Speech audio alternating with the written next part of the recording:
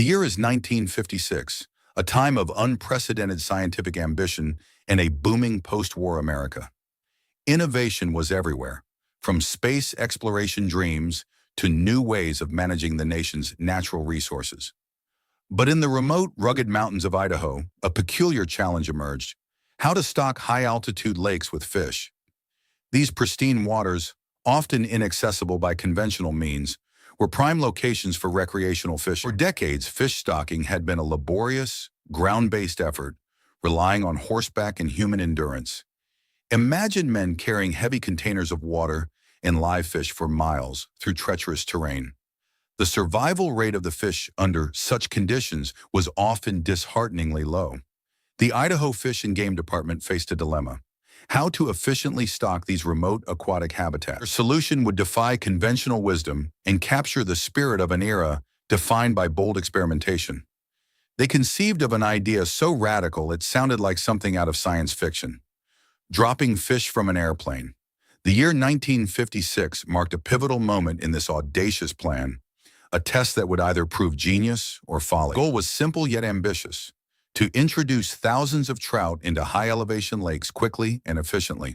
The species chosen were typically resilient trout, capable of adapting to new environments. These fish were carefully raised in hatcheries, destined for a journey unlike any other. The logistics of handling thousands of live, delicate creatures for aerial transport were immense. Special containers, often made of canvas, were designed to hold the fish in a small amount of water. Oxygen was a critical factor, with some systems even incorporating small oxygen tanks to keep the fish alive. The aircraft chosen was typically a small single-engine plane, modified for this unusual cargo. Its agility and ability to fly at low altitudes were crucial for precise drops over target lake. For the main event, pilots meticulously studied maps and coordinates of each designated lake. The weather had to be perfect: clear skies, minimal wind, and stable air currents. Any deviation could send the delicate cargo off course, or worse, onto dry land. On the chosen day, a team worked diligently to load the fish into the plane's specially modified belly. Each container held hundreds, sometimes thousands of small fish, usually fingerlings. The sound of the propeller starting up signaled the beginning of their extraordinary aerial journey. The plane taxied down the runway, gaining speed, and soon lifted off, ascending into the vast blue. Below, the patchwork of forests and mountains spread out, shrinking with every gained foot of altitude. The pilot navigated towards the designated drop zones, often hidden gems nestled within glacial cirques. These lakes were often surrounded by sheer rock faces or dense, impassable woods. As the plane approached a target lake, the pilot would descend to a low altitude, sometimes just hundreds of feet. A crew member inside would prepare for the release, often opening a hatch or chute. Then in a moment both bizarre and breathtaking, the fish were released, tumbling into the open air. 35,000 fish, a living cascade, descended towards the waiting waters below. The altitude, speed, and even the natural cushioning of air helped many to survive the impact. It was theorized that their small size and streamlined bodies made them less susceptible to injury. Upon hitting the water, they would disperse, hopefully finding immediate shelter and sustenance. The entire process was repeated for multiple lakes, transforming the desolate mountain ranges into potential angler paradises. The success rate was astonishingly high, with many fish surviving the fall and thriving in their new homes. Local communities and angling enthusiasts celebrated this innovative approach to resource management. The aerial stocking program quickly became a standard practice, not just in Idaho, but across other western states. But beneath the surface of this remarkable achievement, deeper ecological questions began to emerge. Was introducing non-native species into pristine environments always a benign act? The long-term effects on existing aquatic life, insect populations, and water quality were largely unknown. Some argued that these barren, high-altitude lakes were naturally fishless, providing unique habitats. Introducing predatory fish could disrupt delicate food webs that had evolved over millennia. The focus in 1956 was primarily on human recreation, with ecological foresight taking a back seat. Genetic purity of native trout populations also became a concern, as stocked fish could interbreed. The legacy of the 1956 experiment, while a marvel of engineering, highlighted the complex relationship between humans and nature.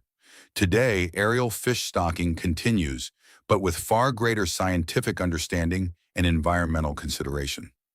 Biologists now conduct thorough assessments of lake ecosystems before any fish introduction. Native species are prioritized, and genetic integrity is carefully managed to prevent hybridization. Methods of release have also evolved, with advanced dispersal techniques minimizing stress on the fish. Still, the core principle remains the same, using aircraft to reach the most remote and challenging locations. The mystery of the 1956 experiment isn't in whether it happened, but in the sheer audacity and the limited understanding of its full impact. It stands as a vivid reminder of a time when human ingenuity pushed boundaries, sometimes without fully grasping the consequences. The experiment highlights a universal human drive to control and enhance natural environments for our benefit.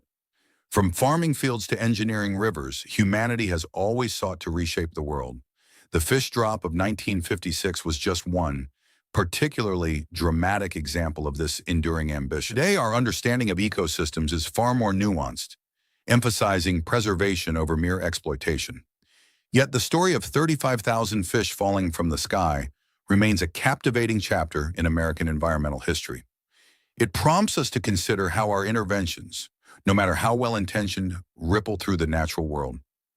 The remote lakes of Idaho, once barren, became thriving fishing grounds, a testament to human will. But at what cost to the original, untouched wilderness that once existed there? The experiment underscored the power of technology to overcome geographical barriers. It was a bold declaration that no corner of the wild was beyond human reach or modification. This era of expansion and resource management set the stage for modern conservation debate. The sight of fish raining from the sky is an indelible image, a symbol of mid-century American ambition. It's a story that bridges the gap between scientific marvel and ecological reckoning.